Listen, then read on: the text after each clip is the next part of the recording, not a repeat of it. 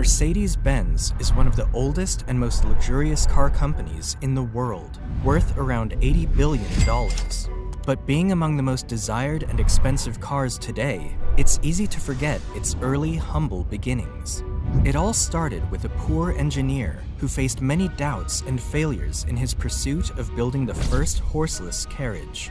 In spite of his challenges, he proved everyone wrong and turned his small venture into the world's first and biggest production car company during the late 19th century. But what started as an inspiring success story took a surprisingly dark turn when the company profited from supplying military vehicles to the Nazis under the work of forced laborers. So sit back and relax, because today we'll be covering the insane story of Mercedes-Benz and the man who brought automobiles to life, Carl Benz.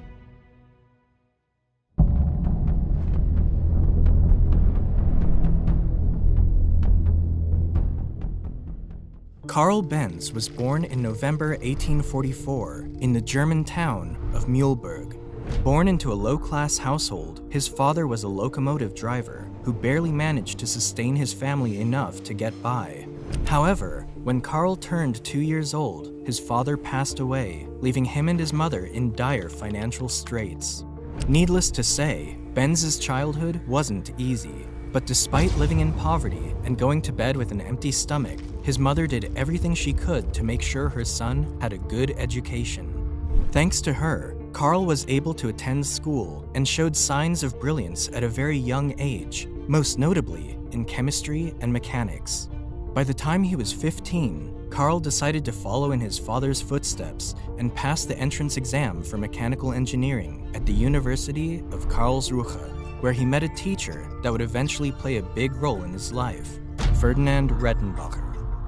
Rettenbacher is regarded as the main figure who transformed mechanical engineering from a workshop-based profession into a technical science in Germany, and was a huge believer that steam engines, which were mostly used for railways and boats at the time, were quickly becoming a thing of the past. Under his teaching, Benz's interest in horseless carriages really started to take off, and being a regular bicycle rider himself, he began tinkering around with his bike, experimenting with possible ways he could create a motorized vehicle. By then, many engineers and inventors had already attempted to create the first automobile, and while a few of them did manage to build self-propelled vehicles, these early inventions weren't fully practical yet. Carl noticed that most of these early vehicles were based on steam engine technology, and under the guidance of Professor Rettenbacher, he soon realized the need for a totally different concept. While many people initially laughed at his vision, he always believed it was possible. He just needed more time to prove it. Thus, after graduating from Karlsruhe at the age of 19, Benz spent the next 7 years working several engineering and construction jobs, and while he struggled to fit in with any of them, he used everything he learned to kickstart his own venture in 1871. At age 27, Carl partnered with a mechanic named August Ritter, and together they began operating an iron foundry and mechanical workshop in Mannheim. At that same time, Benz kept working on his side project, trying to develop a motorized carriage, so having a partner to help him run the business seemed essential. But unfortunately for Carl, his business partner turned out to be unreliable, and after their tools were impounded by local authorities, their company struggled immensely during its first year. Luckily, Carl had also met a woman around that time, Bertha Ringer, who would go on to become his wife a few years later. Born into a wealthy family, Bertha was a woman of strong values and couldn't stand to see her fiancé's efforts being wasted by his business partner. So, she decided to use her own dowry to buy out Ritter's entire share of the company, placing her and Carl in full control of the business. Together, they were able to turn the situation around and keep the business afloat during the next 10 years. Despite all the struggles, it was during this period when Carl was able to show his true genius, making major developments and breakthroughs in his side experiments, most notably developing a gasoline two-stroke engine in 1879. To earn more revenue, he also began to patent his inventions, such as his engine speed regulation system, ignition via a battery system, spark plug, carburetor, clutch, gear shift, and a water radiator. With these designs, Carl was not only getting closer to achieving his dream of a horseless carriage, but they also allowed him to add more products that he could sell from his business. However, the business wasn't going as well as he had hoped. You see, the production costs from Carl's venture had risen so much, the banks demanded that it be incorporated. This forced him to associate with other investors and eventually turn his business into a joint stock company in 1882. At the end, Carl was left with only 5% of his company's shares and thus was downgraded from his position. To make matters worse, his ideas were no longer taken into account when the company designed new products. In fact, he had no say whatsoever in the company anymore. Frustrated and hurt with this arrangement, Carl packed up his things and left the corporation the following year.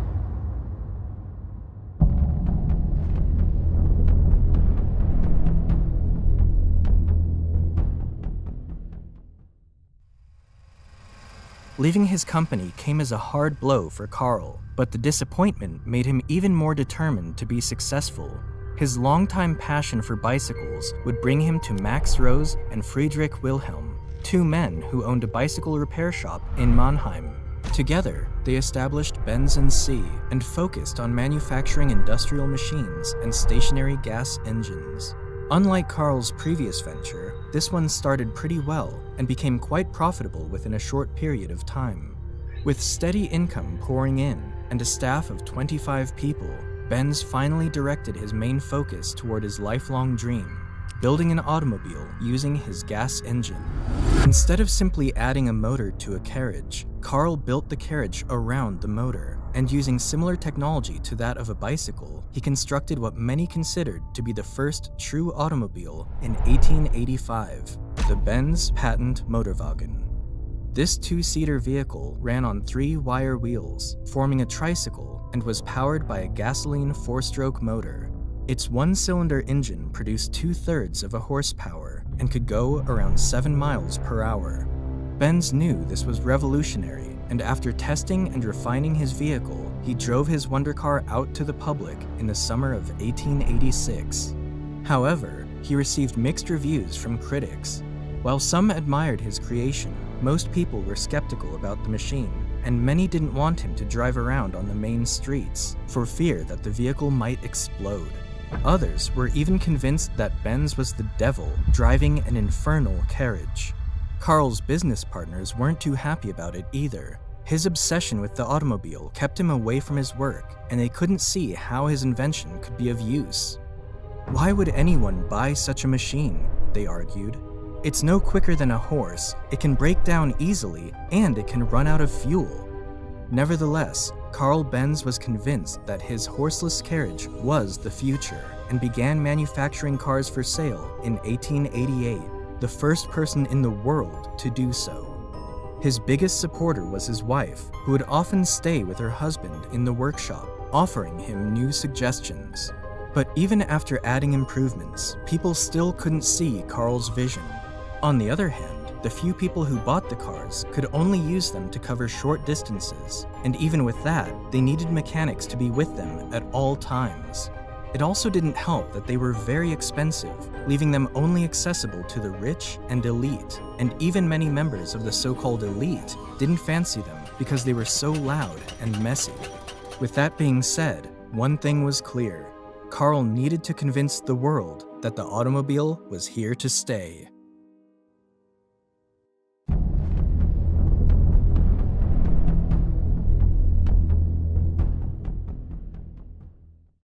One morning in the summer of 1888, Bertha Benz got up very early while Carl was still in bed and hopped into her husband's car to embark on one of the most important journeys in automobile history.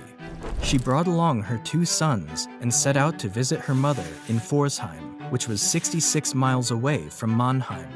Bertha didn't inform her husband nor the police about her plans, most likely because if they knew, they wouldn't let her go.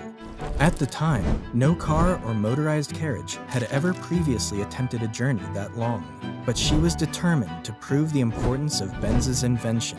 However, her trip was no walk in the park. Bertha encountered many problems along the way, like crossing dusty and stony roads that were made for horses, having to stop by a pharmacy to get more gas, and even having to perform a few mechanical repairs. The 66-mile trip took Bertha and her 2 sons over 12 hours, but eventually, they all made it safely to Pforzheim. More than anything, the trip achieved the goal Bertha had set out to achieve: to make people notice that the automobile was the next big thing. With this, the Benz Motorwagen became the talk of the town and received great publicity for Karl's business. Soon enough, Benz & C began to expand quickly, so much so that by 1890, it had become the second largest engine manufacturer in Germany, though not by selling their cars, but rather their stationary gasoline engines. But with the addition of 2 new business partners, Friedrich von Fischer and Julius Ganz, they would soon help to turn this around. As they took care of the business and marketing side of things, Benz could focus more on his engineering goals and was able to patent several new car innovations, such as the planetary gear transmission, the double pivot steering, and the flat engine with a boxer configuration. He also designed and manufactured a new and improved automobile at the recommendation of his business partners, which hit the market in 1893. He called it the Benz Victoria. This was a more luxurious 2-passenger vehicle that came with a 3-horsepower engine capable of reaching 11 miles per hour. Thanks to its reliability, the vehicle sold fairly well, but it was its follow-up design, the cheaper Benz Velo, that really took off. With a total production sum of about 1,200 units, the Benz Velo became the world's first large-scale production car in history, making Benz & C the largest automobile company in the world during the 1890s and early 1900s. However, while the Benz company was enjoying its newfound success, it was also feeling a lot of pressure from another company that was stationed not too far away, Daimler Motorengesellschaft.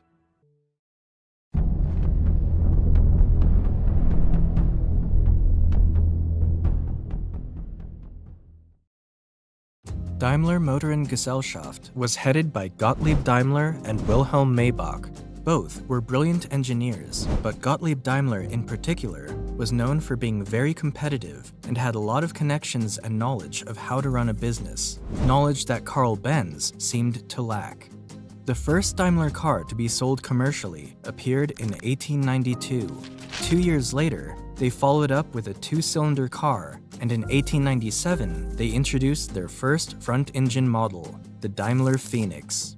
It was clear that the Daimler company was catching up to Benz as their vehicles looked more appealing and comfortable for the public. Mr. Daimler, unfortunately, passed away in 1900, leaving Maybach in charge of the company. But it was under Maybach's control that he designed his crowning achievement, the Mercedes 35 horsepower in 1901. What makes this vehicle so special is that it was the first automobile to resemble our modern idea of a car. It was equipped with a powerful gas engine. The body was wider and larger, with a tailored steel chassis, and its center mass was near the ground. Initially built for racing, this vehicle was made at the request of a wealthy businessman, Emil Jelinek, who decided to name the car after his daughter, Mercedes. This car would go on to win multiple street races and hill climb events, going at a top speed of 56 miles per hour, superior to any other vehicle of its day. This drew a lot of attention to the Daimler company, who decided to rebrand all their vehicles to Mercedes and began producing new models for racing and public use under the same name. On the flip side, however, this new trend didn't sit well for Karl Benz's partners, who wanted an immediate response. To counter their competition, they brought in some French designers to help with a new, faster model, without the approval of Karl. Benz was angry and upset with their decision. He never liked the idea of auto racing and always preferred to drive slowly and carefully. He was horrified by the noise and danger of someone driving at high speeds on public roads. The car built by his team was not a success either, and this became damaging for the Benz company, which suffered further crises between 1903 and 1904. Angry and disappointed, Karl decided to leave his company while still remaining on its board of directors. In the end, he agreed to allow his cars to race, and it ended up being these racing successes that eventually rescued his company. By 1908, Benz had a 120-horsepower racer, a monster that roared from Leningrad to Moscow in 8.5 hours with an average speed of 50 miles per hour, which was an incredible feat considering how primitive the tracks were at the time. But it was the 200-horsepower Blitzen Benz that would ultimately put the brand in the spotlight. Built in 1909, this race car would break the absolute speed record made by any plane, train, or automobile of that time, reaching speeds of over 140 miles per hour in 1911. This placed Benz alongside Daimler as one of the most desired cars at the time, and both companies enjoyed good sales in the years to follow. However, this success was short-lived as the First World War broke out, shaking up everybody's lives as well as the global economy. Following the defeat of Germany in World War I, the country went through an economic recession, and both companies, Daimler and Benz, ended up struggling immensely. To strengthen their possibilities of survival, the two companies put their rivalry aside and signed an agreement in 1924, in which they agreed to combine their production and marketing efforts while still retaining their individual names in order to save costs. But this agreement only lasted for 2 short years, as the German economy got worse and the two companies were forced to merge completely in 1926, creating a new enterprise called Daimler-Benz. Under Daimler-Benz, the company rebranded their vehicles as Mercedes-Benz and released several impressive models during the late 1920s, such as the Mercedes-Benz Type 630 and models S, SS, and SSK. One of their best and brightest engineers who helped develop these vehicles was Ferdinand Porsche, whose name would later become quite famous in the car industry. As for Karl, he remained on the Daimler-Benz board of directors and was able to see the success of his automobiles and marvel at just how far the auto industry had come in his lifetime. Karl Benz passed away just a few short years after the company's merger in April 1929 at the age of 84. After his death, the company continued to grow in size and strength, becoming one of the best performance car makers in the world. But it enjoyed some of its best years under the unlikely leadership of Adolf Hitler.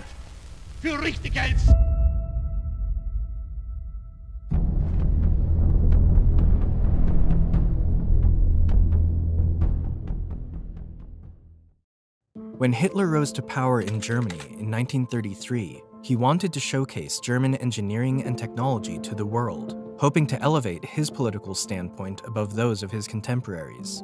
One way he decided to impress the world was by exhibiting German cars in international motorsports. Almost immediately, he provided a big subsidy to Daimler-Benz to get involved in Grand Prix races. No other car company of that era would spend as much time and money building cars as fast as Daimler-Benz did, and that fact became evident on the racetrack. From 1934 to 1939, Mercedes dominated Grand Prix races, driving as fast as 200 miles per hour with their W25 and W125 models. However, they were also challenged by a new rival, Auto Union, another German automaker sponsored by their own country. Auto Union would also go on to have its fair share of success during the same period, winning 25 races from 1935 to 1937. These successes put Germany on top of the world with motorsports events, especially Mercedes-Benz, which even became Hitler's preferred car brand. In fact, one of the automobiles he was frequently seen in was the Mercedes-Benz 770, a large luxury vehicle mainly used by high-ranking Nazi politicians and other Axis officials. However, with the outbreak of the Second World War in 1939, the Daimler-Benz company would soon find themselves in serious jeopardy. As the demand for civilian passenger cars became scarce, they began manufacturing military vehicles, submarines, tanks, and aircraft engines for the Nazi military. Their biggest line of business were military trucks capable of transporting 3 to 6.5 tons of supplies. By 1942, they stopped producing public cars altogether, as all their resources were directed toward the war effort. And as the war escalated, new staff were needed to handle the increased armament production. Since the entire workforce were now fighting on the front lines, Daimler-Benz started recruiting women in order to keep up with their required unit volumes. However, this still wasn't enough to meet the demand, so the company resorted to using forced labor. These prisoners of war, abducted civilians, and detainees from concentration camps were housed close to the plants and forced to work long hours under immense pressure from the Germans. Most of these workers were from Eastern Europe, who were interned in barrack camps with poor, prison-like environments, while concentration camp detainees were monitored by the SS under inhumane living conditions. Many people died in these camps, either from severe malnutrition, mistreatment, or even torture. And by 1944, almost half of all Daimler-Benz 63,000 employees were forced laborers. When the war ended in 1945, the company took a big hit. Because of the Potsdam Agreement, all German assets abroad were confiscated and used for payment of reparations. This led to Daimler-Benz losing all of its foreign subsidiaries, affiliates, and branches, and they were stripped back to their own plants in their home country. In other words, they had to start all over and build themselves back up again. Daimler-Benz was then restructured and had to denazify their top management. Because of these drastic changes, the company was able to obtain a production permit from the American Occupation Authorities in 1946. Although their factory suffered severe bomb damage, Mercedes-Benz still had the advantage of owning its own plant, as many other competitors, such as BMW or Adler, lost their sites when they ended up in Soviet territory. The Mercedes-Benz company then focused their efforts on producing ambulances, police patrol vehicles, and delivery vans based around their 170V models, and used one of their plants as a repair facility for US military transports. By 1947, they were back to producing passenger vehicles, with only 1,045 of their 170V models being produced that entire year. But even under these less than ideal conditions, Daimler-Benz still managed to turn a profit just 1 year later. By the 1950s, Mercedes-Benz was able to regain much of its influence, making a strong comeback in motorsports events as well as achieving successful sales worldwide. So much so that by 1954, the company had already profited over $1 billion. Over the years, Mercedes has completely shifted their image and has become one of the most valuable car brands in the world. However, none of that would have been possible without Carl Benz, who, in spite of his humble background, challenges, and critics, had the courage and determination to turn his dream into a reality. Until then, I'll see you in the next one.